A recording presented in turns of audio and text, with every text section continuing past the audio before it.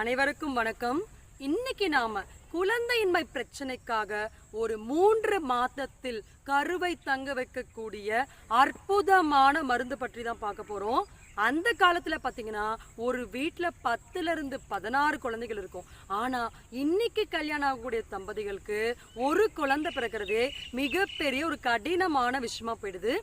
அன்னைக்கு பாத்தீங்கன்னா நிறைய வைத்தியர்கள் அருமையான மருந்துகள் மூலமா இந்த பிரச்சனைக்கு ரொம்ப ரொம்ப சுலபமான தீர்வு கொடுத்துட்டு இருந்தாங்க. ஆனா இன்னைக்கு அவங்கள விட்டு நாம இருக்கக்கூடிய தூரம் அதிகமா இருக்கிறதுனால நமக்கு அதற்கான வழிமுறைகள் தெரியாம தேவையில்லாம நிறைய ட்ரீட்மெண்ட் ப்ரொசீஜருக்குள்ளேயும் தேவையில்லாத பண விரயங்களுக்குள்ளேயும் நம்ம மாட்டிக்கிறோம். அது மட்டும் இல்லாம உலகத்தில் இருக்கக்கூடிய பெரிய பெரிய மெய்ஞானிகள் கூட தாயுடைய இந்த கருவறை மூலமா தான் இந்த உலகத்துக்கு வந்தாங்க. அப்பேற்பட்ட புனிதம் நிறைந்த ஒரு இடத்த இன்னைக்கு நம்ம அதை எந்த அளவுக்கு தாழ்வாக எடுத்து செல்ல முடியுமோ அந்த அளவு